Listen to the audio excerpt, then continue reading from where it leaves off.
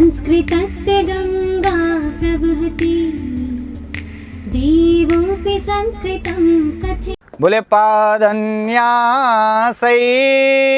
क्वाणितरसना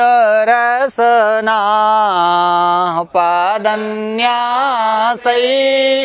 क्वाणितरसना स्तत्र लीलावधूतैः तत्र लीला रत्नच्छाया खचित बलिभिः रत्नच्छाया खचित बलिभिः चामरैक्लान्तहस्ता चामरैक्लान्तहस्ता वेश्यास्त्वात्तो नखपदसुखान् वेश्यास्त्वात्तो नखपदसुखान् प्राप्य वर्षाग्रबिन्दून् प्राप्य वर्षाग्रबिन्दून् आमोक्ष्यन्ते त्वयि मधुकर त्वयि मधुकर श्रेणी दीर्घान् कटाक्षान् श्रेणी दीर्घान् कटाक्षान् आमोक्ष्यन्ते त्वयि मधुकर आमोक्ष्यन्ते त्वयि मधुकर श्रेणी दीर्घान् कटाक्षान् श्रेणी दीर्घान् कटाक्षान्। अब इसे आप समझे तो देखिए आमोक्ष्यन्ते क्रियापद है, ये ना इधर चला जाएगा तो वर्षाग्र बिंदून हो जाएगा। क्यों गुरु जी? अब यहां से अर्थ करना क्रियापद पकड़ लीजिए। आमोक्ष्यन्ते माने छोड़ेंगी। क्यों गुरु जी? आमोक्ष्यन्ते माने परित्यक्षन्ति छोड़ेंगी या छोड़ेंगे ना। तो आमोक्ष्यन्ते कौन तो करता है? वेश्याः। वेश्याः आमोक्ष्यन्ते वेश्याएं छोड़ेंगी। तो किसी ने पूछा क्या छोड़ेंगी, तो लिखा है कटाक्षान। क्या लिखा है? अब मैं कटाक्ष नहीं बताऊंगा। कटाक्ष समझ गए? हाँ, तो जो कह रहे हैं जी समझ गए हैं तो करके दिखाओ। तिरछी निगाहों से। हाँ, तिरछी निगाहों से देख के बताओ। वेश्याः कटाक्षान आमोक्ष्यन्ते वेश्याएं कटाक्षों को छोड़ेंगी। कहाँ? बोले त्वयि, तुम्हारे ऊपर। आप समझ गए? तुमको हाई स्कूल में कोई तुम्हारे ऊपर कटाक्ष छोड़ी थी? हाँ छोड़ी थी। और तुम? हाँ तुम भी छोड़े रहे होगे। हाँ इसीलिए गलुआ में भी तक निशान बना है। तो वेश्याः कटाक्षान त्वयि आमोक्ष्यन्ते वेश्याएं तुम्हारे ऊपर कटाक्षों को छोड़ेंगी, तिरछी निगाह से निहारेंगी, कुल मिला के आंख मारेंगी, तुमको आंख मारेंगी कि लड़की आंख मारे। गाना चल रहा है। हाँ गाना सुने ना। तो यहाँ वेश्याएं, वेश्याः बहुवचनांत थे इसलिए वेश्याः आमोक्ष्यन्ते, वेश्याः आमोक्ष्यन्ते, वेश्याः किम आमोक्ष्यन्ते, तो वेश्याः कटाक्षान आमोक्ष्यन्ते। कहाँ? तो लिखा त्वयि सप्तमी का एक वचन मेघ, तुम में, तुम पर कटाक्ष छोड़ेंगी, तुम पर तुमको देख करके आंख मारेंगी। बोलो हाँ या ना? यहाँ तक समझ गए कि नहीं? इतना ही पूरे श्लोक में तुम्हें देखना है। ये देखो ये वेश्याएं हैं, देख लो, तुमको दिखा देता हूँ अभी, तुमको आंख मारना दिखा देता। ये है कटाक्ष। हमने इसीलिए कहा था कि हम तुमको बताएंगे नहीं, मैं दिखाऊंगा। देख लो। हाँ ये आँखियों से गोली मारे, ये सीधे आँखियों से गोली मार रही है। ये किधर गोली मार रही है? त्वयि मेघ को मार रही है। हाँ ये हाँ औ का लेटेस्ट कटाक्ष तुमको दिखा रहे हैं। अब देखो आओ फिर श्लोक में आ जाओ। अब तुमको हम बताएंगे अभी एक एक चीज सब समझा देंगे। कटाक्ष समझ गए? कटाक्ष समझ गए कि नहीं? वेश्याः कटाक्षान त्वयि आमोक्ष्यन्ते वेश्याएं तुम्हारे ऊपर कटाक्ष को छोड़ेंगी। तो भाई आंख क्यों मारेंगी? सवाल उठा आंख क्यों मारेंगी? वेश्याएं क्यों कटाक्ष छोड़ेंगी? तब कालिदास का यक्ष कहता है, बता रहा हूं, बोलते हैं कि वर्षाग्र बिंदून प्राप्य, वर्षाग्र बिंदून, बिंदून यहाँ ना को कर लो, वर्षाग्र बिंदून में द्वितीया का बहुवचन है, बिंदून द्वितीया का, वर्षाग्र बिंदून, तुम जाके बरसोगे तब छोड़ेंगे, जब जाके बरसोगे तो वर्षाग्र बिंदून प्राप्य, मेघवा तुम पानी की बूंदियां बरसाना, जब वो तुमसे पानी की बूंदों को प्राप्त करेंगी तो प्रेम से खुश होकर, आप ये बताओ, आप किसी से नाराज हो, गुस्सा हो, तब आंखें मारोगे कि जब बहुत खुश होगे तब मारोगे? हैं? आंख मारने वाला काम कब चलता है? बीके तुम बताओ, खुशी में ना। तो जब वर्षाग्र बिंदुन को वेश्याएं प्राप्त कर जाओगे, तुम बरसोगे और वर्षा की बूंदें जब उनके ऊपर पड़ेंगी तो मारे खुशी के तुम्हारे ऊपर वो ऐसे करके अखियों से गोली मारना होगा। आप समझ गए? हाँ, आप समझ गए यहाँ तक। और ये बात उज्जैनी की है, महाकाल मंदिर पहुँच चुके हैं। महाकाल मंदिरों में वेश्याएं चमर लेकर के भगवान की सेवा करती हैं, वहाँ नाचती हैं और चमर डांस होता है। जैसे आपने पढ़ा होगा ना, लुंगी डांस, चमर डांस होता है। भगवान के मंदिर में चमर लेकर के डुलाया जाता है और डांस स्टाइल से डुलाया जाता है। लीला अवधूत ही बड़े स्टाइलिश अंदाज में चमर डुला करके वो नाचती हैं और उस समय तुम वर्षोगे तो तुम्हारी वर्षा की बूंदें जब उनके ऊपर पड़ेंगी तो मारे खुशी के वो वेश्याएं तुम्हारे ऊपर कटाक्षान छोड़ेंगी। बोलो हाँ या ना। और एक चीज कहा, यक्ष कह रहा है मेघ से कि कैसे कटाक्ष होंगे। कटाक्ष में द्वितीया का बहुवचन है तो एक कटाक्ष का विशेषण दिया, बोले दीर्घान कटाक्षान। दीर्घान कटाक्षान, साहब ये ध्यान से सुनना। एक होता है कि ऐसे खड़े हो आप हल्के से, हल्के से, ये दीर्घ नहीं है, ये 60 है, ये 60 मिनट, समझना इसको, नहीं दीर्घान नहीं समझ पाओगे। और एक होता है कि चपक के आंखें मारो, लंबा कटाक्ष। दीर्घान को समझना। अब ये नहीं समझना कि मास्टर लोफड़ है, मास्टर लोफड़ नहीं, मास्टर तुमको एक एक चीज बता देना चाहता है कि कैसे। हाँ, बहुत प्रैक्टिस किया इसके लिए। दीर्घान कटाक्षान क्यों कहा? लंबा कटाक्ष। लंबा कटाक्ष का मतलब बड़ी देर तक आंख मारना और बड़ी देर तक आंखें दबाए रखना। बहुत बार आप देखते हो जब आप ट्राई मारते हो किसी पर तो हल्का ह्रस्वान कटाक्षान करते हैं। ह्रस्वान कटाक्षान, ह्रस्व दीर्घ प्लुत है तो ह्रस्व कटाक्ष नहीं होगा, दीर्घान कटाक्षान होगा। बड़ी ध्यान से सुनना, अर्थात बेझिझक होकर के तुमको आंख मारेंगे, बेडर होकर के, बेझिझक होकर के। और भला डर होता तो ये क्यों होती? इनको कोई डर, इनको कोई डर। इसीलिए दीर्घान कटाक्षान का, कटाक्ष का एक विशेषण दिया कालिदास के यक्ष ने कि दीर्घान कटाक्षान। ये प्रेम की चरम सीमा। ब्रह्मा जी ठीक से समझना इसको। आप यदि किसी को आंख मार रहे हैं या आंखों से स्वागत कर रहे हैं, तिरछी चितवन से निहार रहे हैं, बड़े प्यार की स्थिति में होता है, अतिशय प्यार की स्थिति में कटाक्ष दीर्घ होता है। बोलो हाँ या ना। समझना, भीतर की बात मैं बता रहा हूं, दीर्घान कटाक्षान। और देखिए मधुकर कैसा, तो मधुकर माने भौरा। मधुकर होता कैसा है? काला होता है। और कजरारे कजरारे तेरे कारे कारे नैना, गाना सुने हो?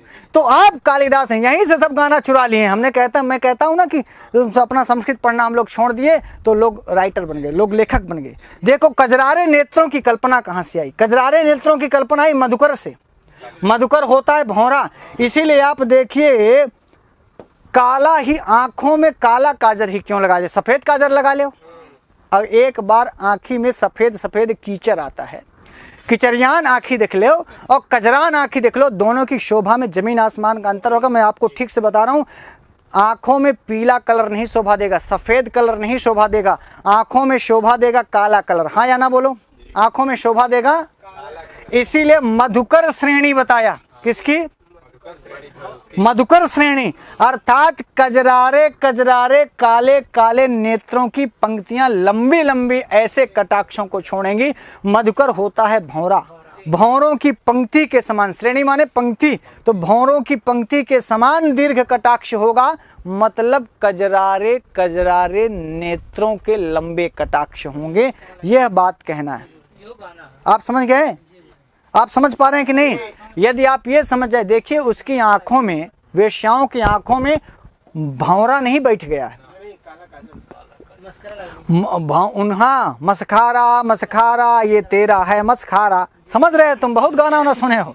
तो मधुकर श्रेणी कहते हैं कजरारे नेत्र, जो लंबे लंबे नेत्र होते हैं, यहाँ तक, जो यहाँ तक कजरयान होता है, ऐसे लंबे जो भरतनाट्यम वगैरह करती हैं लड़कियां, देखिए उनकी आंखें देखिए, आंखें यहीं तक रहती, कजरा यहाँ तक रहता है, वो मधुकर श्रेणी। आप समझ गए?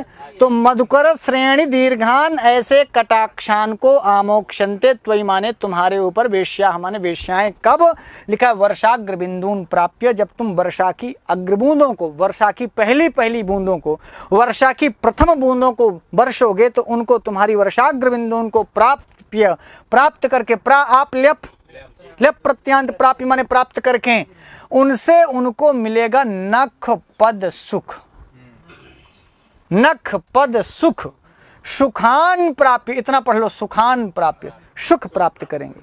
बारिश की हल्की हल्की बूंदें हों तो उनको सुख मिलेगा, किसको? वेश्याओं को।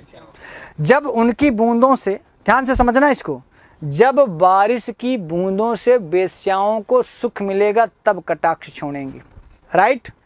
आदान प्रदान, कुछ लेना कुछ देना। ली क्या? वर्षाग्र बिंदून, उनसे उनको मिला क्या? नखपद सुख। तो उन्होंने दिया क्या? कटाक्षान। कैसे कटाक्ष? मधुकर श्रेणी दीर्घान कटाक्षान। राइट हो गया? अर्थात पहले तुम जाओगे तो बरसोगे तो उनके जहां नखक्षत हो गया है, रति क्रीड़ा भाई तुम बताना, ताजा ताजा है तुम्हारा। रति क्रीड़ा में कहीं कहीं खरोंच आ जाती है, कहीं हाथों में, कहीं गालों में, कहीं होठों में, कहीं पेट में, पीठ में, कहीं भी नखक्षत लग जाता है। नाखून की अरोंच खरोंच यहाँ प्यार दुलार में, कजरारे में लग जाता है। क्यों छोटा उपध्याय? तो वो क्या होता है, उस समय तो अच्छा लगता है नखपद सुख, लेकिन बाद में जलन होती है। तो ऐसे जलते हुए नखक्षत के स्थान में जब तुम्हारे बारिश की बूंदें गिरेंगी तो बारिश की बूंदें होती हैं ठंडी, और ठंडी ठंडी बूंदें जहां नाखून से खरोंच लग गई है उस पर यदि बूंद पड़ जाएगी तो उनको मिलेगा सुख, उनको ठंडक मिलेगी। जलते हुए नखक्षत पर वर्षा की बूंदों के पड़ने से सुख मिलेगा।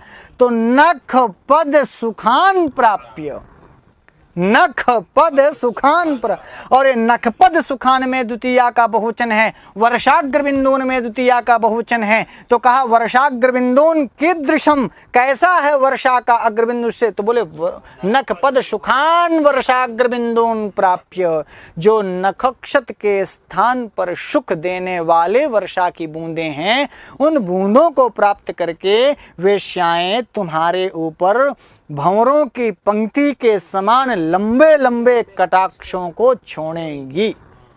और वह कैसे प्राप्त होगा, किससे प्राप्त होगा? वर्षाग्र बिंदून। तो लिखा त्वत्तः, त्वत्तः, त्वत्तः तुमसे, त्वत्तः तुमसे।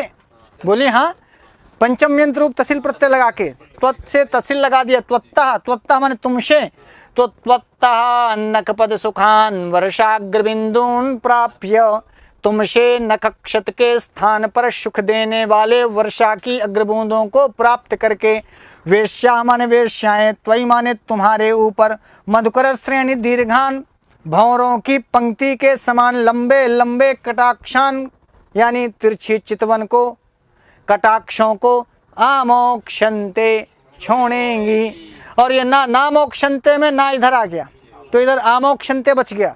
आमोक्षन्ते लट लकार है, छोड़ेंगी भविष्य काल वाला लट लकार, प्रथम पुरुष का बहुवचन, चूंकि वेश्या ये करता प्रथम पुरुष का बहुवचन, इसलिए आमोक्षन्ते भविष्य काल का बहुवचन हो गया, प्रथम पुरुष का बहुवचन। राइट? आत्मनेपदी में आमोक्षते, आमोक्षेते, आमोक्षन्ते, ऐसा रूप चलेगा। तो वेश्याः आमोक्षन्ते, वेश्याः कटाक्षान आमोक्षन्ते, वेश्याः मधुकर श्रेणी दीर्घान कटाक्षान आमोक्षन्ते, वेश्याः त्वत्तः नखपद सुखान वर्षाग्र बिंदून प्राप्य।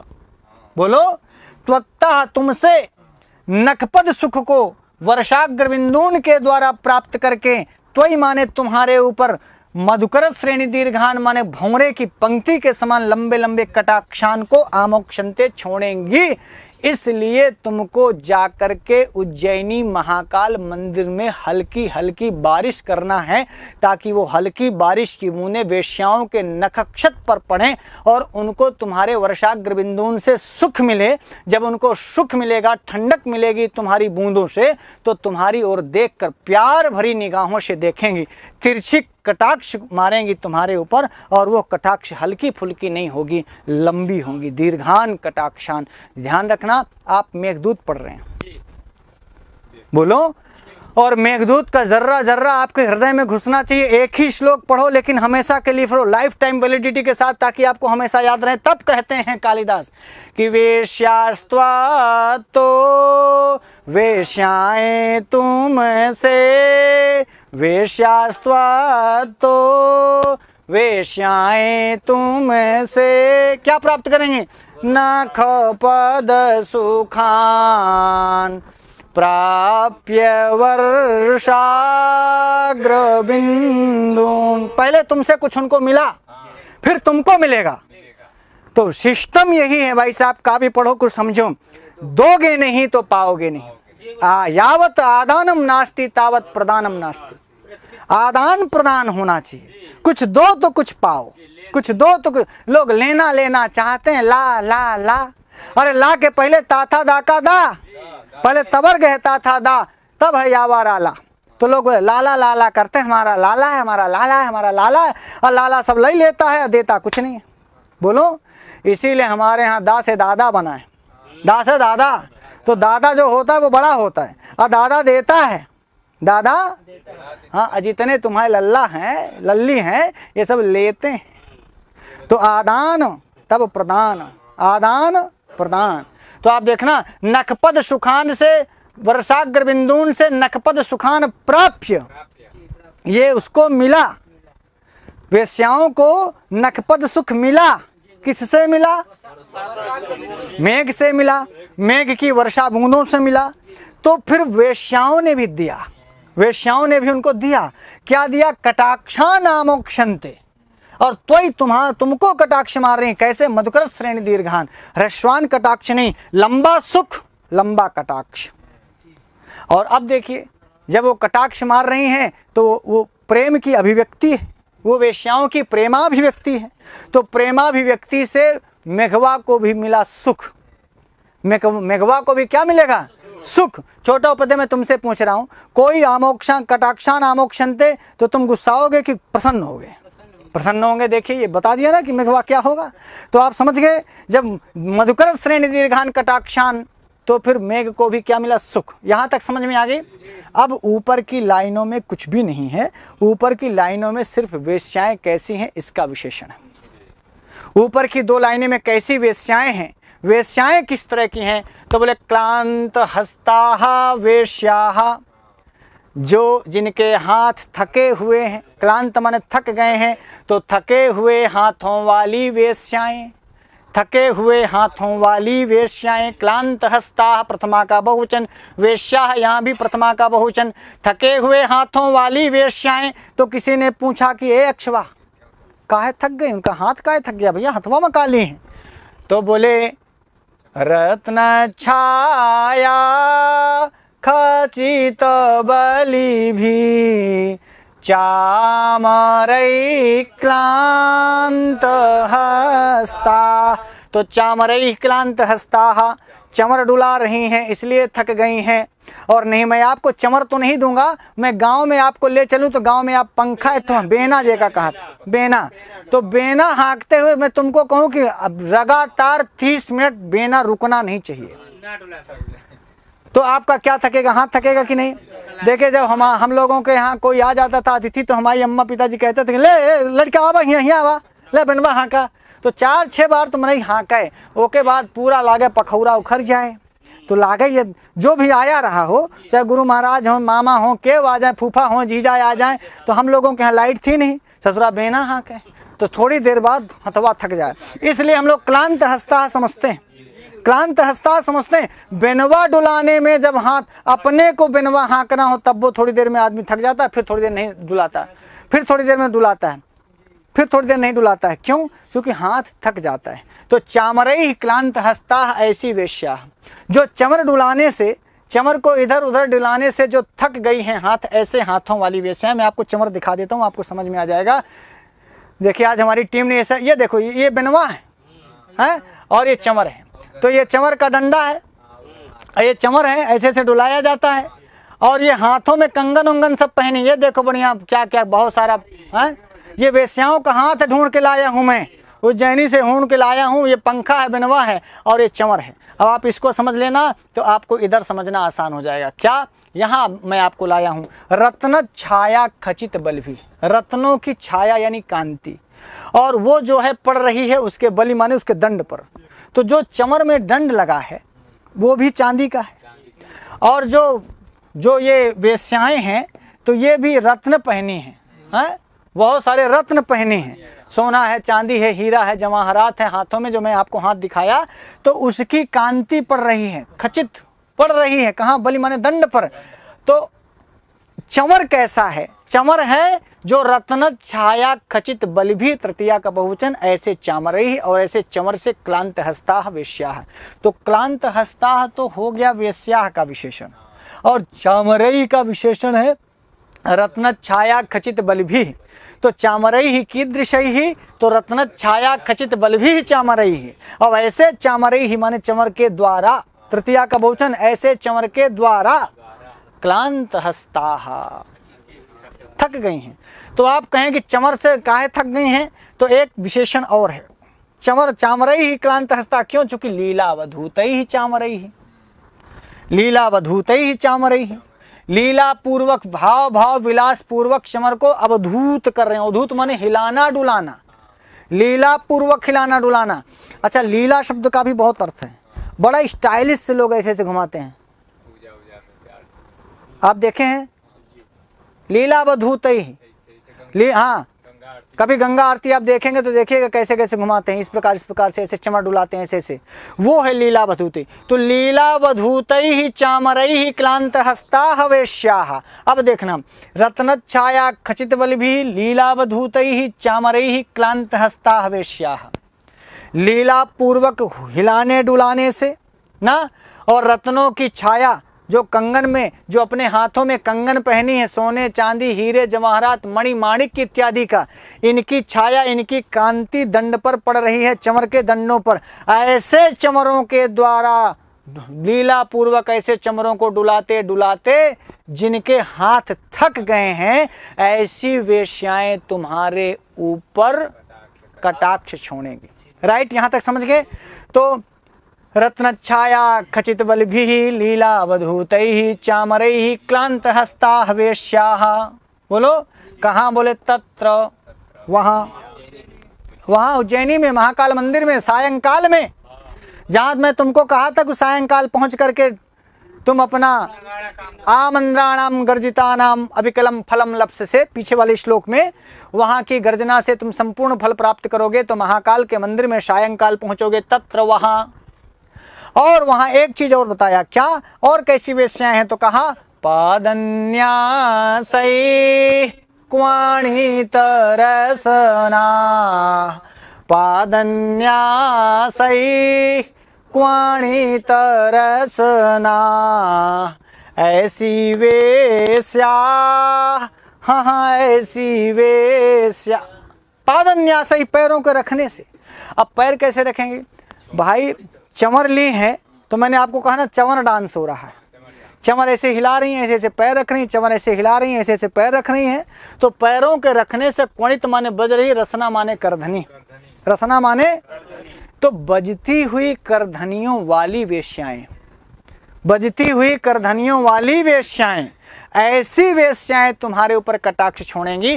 पादन्यासै ही क्वणित रसनाः लीलावधूतैः रत्नच्छाया खचित बलिभिः चामरैः क्लांत हस्ताः वेश्याः त्वत्तः नखपद सुखान वर्षाग्रबिंदून प्राप्य, त्वयि तुम्हारे ऊपर मधुकर श्रेणी दीर्घान कटाक्षान, भौरों के समान लंबे लंबे कटाक्षों को आमोक्षन्ते माने छोड़ेंगी। तो वेश्याएं तुम्हारे ऊपर कटाक्ष छोड़ेंगी। कैसी वेश्याएं हैं? तो लिखा पादन्यासैः क्वणित रसनाः वेश्याः।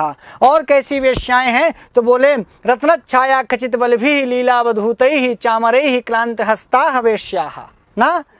और त्वत्तः माने तुमसे नखपद सुखान, जो उनका नखक्षत हो गया है रतिक क्रीड़ा में, जो नाखून के चिन्ह लग गए हैं, नाखून से कहीं खरोंच फरोंच गया है हाथ में गालों में, जहाँ कहीं भी, ऐसे नखपद सुखान को तुम्हारी वर्षाग्र बिंदु से उनको नखपद सुख मिलेगा। तुम्हारे वर्षा की बूंदों से, वर्षा की ठंडी ठंडी बूंदों से उनको सुख मिलेगा, और उस सुख के बदले तुम्हारी ओर वो प्यार से देख करके लंबे लंबे लंबे कटाक्ष छोड़ेंगी। ऐसा तुमको महाकाल के मंदिर में वेश्याओं के द्वारा इस प्रकार की स्थितियां बनेंगी। बोलो हाँ या ना? समझ में आ गया? तो पादन्यास ही में तृतीया का बहुवचन है, और कोणित रसना में प्रथमा का बहुवचन है, और वेश्या में भी प्रथमा का बहुवचन है। बोलो हाँ? और क्लांत हस्ता में भी प्रथमा का बहुवचन है, और वेश्या में भी प्रथमा का बहुवचन है। तो क्लांत हस्ता कौन? वेश्या। क्वणित रसना कौन? वेश्या। रसना कुणित क्यों है? कुणित माने बज क्यों रही है, करधनी बज क्यों रही है? देखो, करधनी पहन के आप खड़े रहिए, नहीं बजेगी। करधनी को बजाने के लिए आपके को पादन न्यास करना पड़ेगा, पैरों को रखना पड़ेगा, कभी यहाँ कभी आगे कभी पीछे, कभी आगे कभी पीछे। घुंघरू भी तभी बजता है और करधनी भी तभी बजती है जब आप पादन न्यास करते हैं। तो इसका मतलब केवल चमर नहीं डुला रही हैं, चमरों को डुला भी रही हैं और पैर भी रख रही हैं। तो पैरों के डुलाने से, पैरों के रखने से करधनी बज रही है, और लीला पूर्वक चमर को डुलाने से उनके हाथ थक रहे हैं। तो अब आप देखें तो दोनों चीज थक रहा है। अब मैं फिर से आपको बता दूं, आप डांस करते हुए थकते हैं कि नहीं? पैर थकते हैं, शरीर थकता है। अब थकी हुई वेश्याएं चमर डुलाते डुलाते, नाचते नाचते थक गई हैं। ऐसे जब आप थके हुए हों, साहब भैया ध्यान से देखना तो आपको व्यवहारिक ज्ञान प्राप्त होगा। एक तो नाचते नाचते थकी, और दूसरा चमर डुलाते डुलाते थकी। ऐसे में मेघ आ जाए और ऐसे में 2 बूंद बरस दे, हाय हाय। अब आप बताना कि क्या सुख मिलेगा। मैं सिर्फ आपको ये एक कंडीशन बता रहा हूँ, डीके बीके समझना इसको। वो नाचते नाचते थकी हैं, चमर डुलाते डुलाते थकी हैं, पादन्यास ही कुणित रसना वेश्या हैं, और रत्न छाया खचित बल भी। अब रत्न छाया खचित बल भी इसलिए कहा कि एक तो हाथन में कंगन संगन खूब रत्न पहने हैं, और 2-4-5 किलो के चमरों होए। बोलो, तो 5 किलो के चमर, यहाँ आप 50 ग्राम के 100 ग्राम के बेनवा डुलावे में तो हाथ आदमी का थक जाता है। तो हम कही थी ना, आधो 1 किलो के हो चमर, तो 1 किलो के चमर डुलाना और नाचना दोनों साथ में करना, चमर डांस करना। तो कैसे? क्लांत हस्ता क्लांत पादा, ऐसा कह लीजिए, क्लांत हस्ता क्लांत पादा क्लांत शरीरा। ऐसी वेश्याएं जो एकदम से थक गई हैं, तब एंट्री होती है मेघ की। और ऐसे में मेघ आए, पानी की बूंद बरसाए, और वो पानी की बूंद जब पड़ेंगी तो आदमी की थकान भी दूर होती है। और यदि नखक्षत कहीं पर है, जैसे कहीं पर घाव हो है, ऐसे में ठंडी ठंडी बूंदें पड़ेंगी तो वो उसमें भी सुख मिलेगा। और यदि आपको किसी से सुख मिलता है, अच्छा फील करते हैं, तो फिर आप अपनी ओर से उसको लिए थैंक यू बोलते हैं। ये कटाक्ष करना मेघ के प्रति वेश्याओं का थैंक यू है, ये उनका धन्यवाद है। बोलो हाँ? और कर ही क्या सकती हैं मेघ के लिए? तो बड़े प्यार से निहारना, तिरछी चितवन से निहारना, यही उनके लिए बहुत बड़ी बात है। बोल, समझ में आ गया यहाँ तक? अब आमोक्षन्ते ये क्रियापद है, करता है वेश्या, समझ लेना इसको। और ये लट लकार का प्रथम पुरुष का बहुवचन का रूप है। त्वयि में सप्तमी का एक वचन है जो मेघ के लिए है। और मधुकर श्रेणी दीर्घान यह विशेषण है किसका? कटाक्षान का। बोलो हाँ? मधुकर श्रेणी दीर्घान क्या? कटाक्षान। और नखपद सुखान क्या? वर्षाग्र बिंदुन। तो नखपद सुखान में भी द्वितीया का बहुवचन, वर्षाग्र बिंदुन में भी द्वितीया का बहुवचन, वर्षाग्र बिंदुन प्राप्य। कैसी वर्षा की बूंदें हैं जो नखक्षत को सुख देने वाली। तो नखपद सुखान विशेषण हुआ वर्षाग्र बिंदुन का, प्राप्य में प्रा आप लेप हो गया। क्लांत हस्ता विशेषण है वेश्या का, कुणित रसना विशेषण वेश्या का। कुणित रसना क्यों? तो बोले पादन्यास ही कुणित रसना। और क्लांत हस्ता क्यों? तो बोले कि लीलावधूत ही रत्न छाया खचित वल्लभी चामरई, इसलिए क्लांत हस्ता। पादन्यास ही इसलिए कुणित रसना, पादन्यास ही इसलिए कुणित रसना, और लीलावधूत ही रत्न छाया खचित वल्लभी चामरई, इसलिए क्लांत हस्ता। ऐसी वेश्या त्वत्तः माने तुमसे नखपद को सुख देने वाले वर्षा की अग्रबूंदों को प्राप्त करके, त्वयि माने तुम्हारे ऊपर भौरों के समान लंबे लंबे कटाक्षों को आमोक्षन्ते छोड़ेंगी। बोलो हाँ? कर लेंगे। यहाँ तक कोई भी परीक्षा में सवाल आए, किसी प्रकार का सवाल आए, तो मैं उम्मीद करता हूँ कि आप अवश्य कर लेंगे। बोले पादन्यासै क्वाणित रसना तत्र लीलावधूतैः रत्नच्छाया खचितवलिभिः चामरैक्लान्तहस्ता वेश्यास्त्वत्तो नखपदसुखान् प्राप्य वर्षाग्रबिन्दून् अमोक्ष्यन्ते त्वयि मधुकर श्रेणीदीर्घान् कटाक्षान्। तो मित्रों आज के लिए इतना ही। हम फिर नई वीडियो के साथ आपके सामने उपस्थित होंगे। तब तक के लिए नमस्ते संस्कृताय। मेघदूत का वाचन देख करके जरूर हमें बताइएगा, कमेंट्स लिखिएगा, क्योंकि आजकल मैं आपके कमेंट्स को पढ़ रहा हूँ। आज के लिए इतना ही। नमस्ते संस्कृताय।